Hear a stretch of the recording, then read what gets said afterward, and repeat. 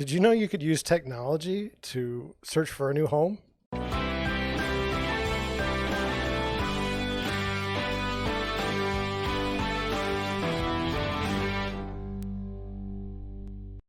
Good afternoon, everybody. Coming to you on a rare Sunday afternoon. Just been busy. So I wanted to go over this article that I saw today. And the reason why is it's written in 2021, but I swear it feels like it's been written in like 2010. It's so weird. So let's just go through it. I'm going to screen share it here, like if I do it right. Okay, here we go. And it says, how to buy a home using tools like Google Earth, LinkedIn, and mortgage calculators. This is a special to USA Today, July 15th, 2021. It says Tim and Allison Harrison were working in Houston when he was recruited in 2016 to work in the Spokane, Washington area. And then it goes on to talk about how they found an agent because that gets into, so they found the agent, said, while most agents seem to post the same video tour for each house, this agent offered more quirky details that the house hunters crave, like which homes had unusual yard art. Her personalized video tours revealed details that mattered to the couple who had a 3-year-old son at the time. So we got the home, and we were only able to see it via FaceTime tour. In a market like this, 2016, you absolutely have to have someone who knows what's best for you. So then it goes through some of the stuff. Here's some of the online tips and tools experts recommend. Educate yourself, check your credit rating, research the market, use LinkedIn to find advisors and brokers, use mortgage calculators, rate comparison sites, Google Earth is your friend, and use community group websites. So basically, this person has just found the internet. And now you can also use it to buy your home. So I have some thoughts. I had some questions. I figured I'd go over them with you. Now, here we go. These buyers were looking for a home in 2016, and the article in USA Today is in 2021. Market has changed quite a bit since then. And the quote is, in a market like this, you absolutely need to have somebody who knows what's best for you. So I don't agree with that. I just don't. The person that ultimately knows what's best for you when buying a home is you. It really is. You're going to live there. You're going to make the payments. You're the best person. Then in the article it says, while most agents seem to post the same video tour for each house, these tours offered more quirky details than house hunters crave, like which homes had unusual yard art. And so what I'm understanding here is, so they chose an agent based on quirky yard or art tours. What quirky details do you crave? Do you crave any details at all? So I'm trying to understand. The basis of this article is these people were in Texas, I believe, and looking for a place in Seattle or Spokane, and they managed to find an agent because they had the agent had showed pictures of quirky yard art, and that was the way to choose your agent. I mean, hey, have people chosen an agent for lesser things? Absolutely. Don't get me wrong. It just seems weird. Then it says, fewer than 1/4 of prospective home buyers would feel comfortable buying a home entirely online. Okay, but at least 75% are okay using online tools, including digital floor plans, 3D tours, or video showings with an agent. Why would you buy a home entirely online?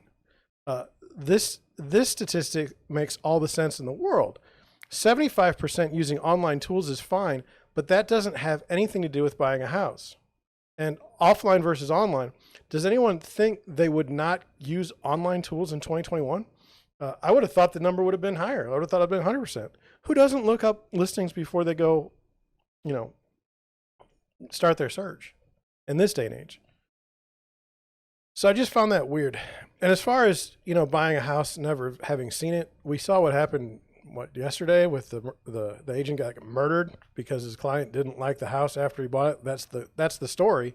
I don't know if it's true, but don't buy a house if you've never seen it. Don't buy a house just solely online. Then it goes in the online tools. Number one, educate yourself using classes offered by HUD. I can't really see where that would be better than just asking an agent what they thought of this or that. So do we really need to go to classes offered by HUD? If we just called a real estate agent, I'm sure they'd be happy to answer the questions.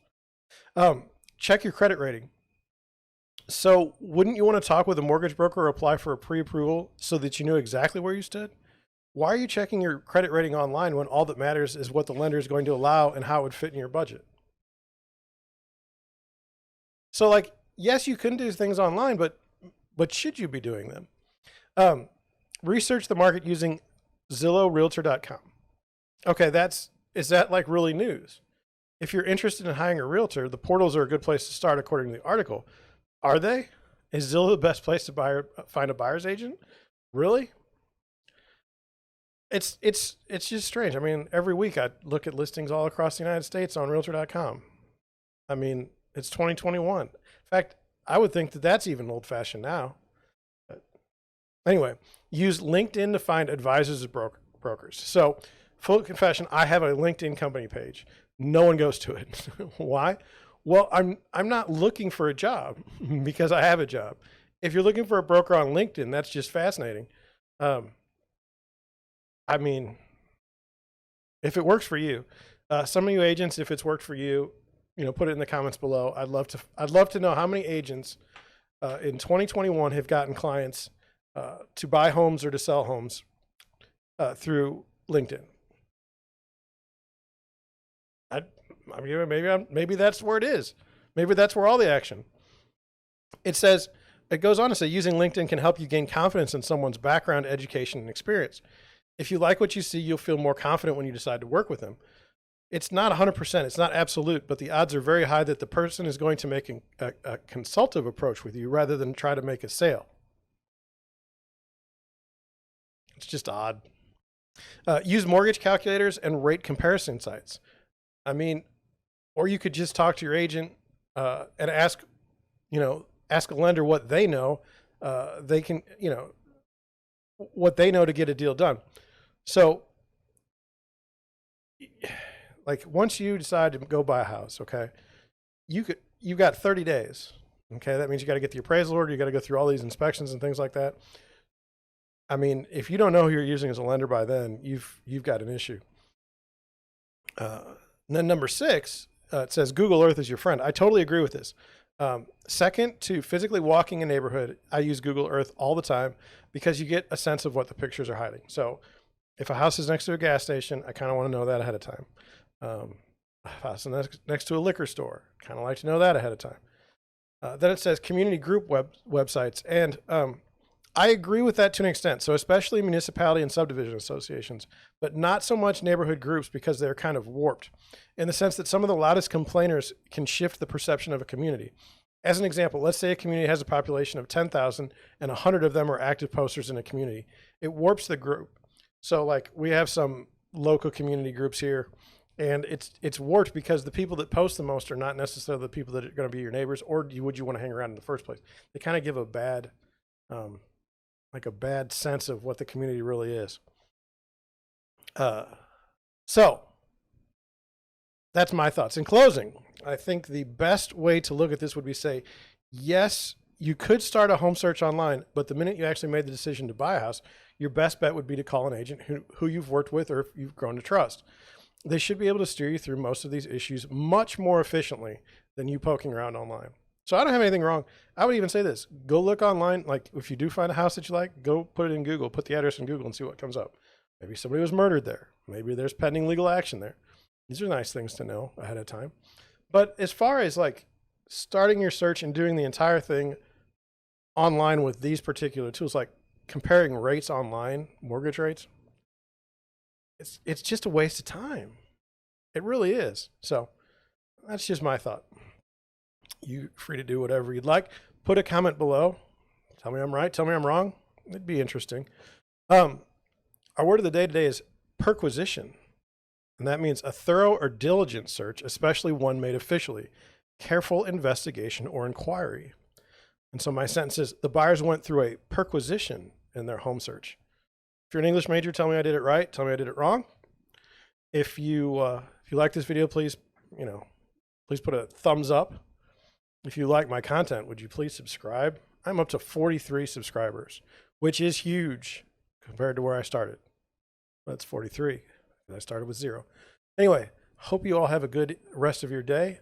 Thank you for listening. Thank you for watching, and I'll catch you on the next one.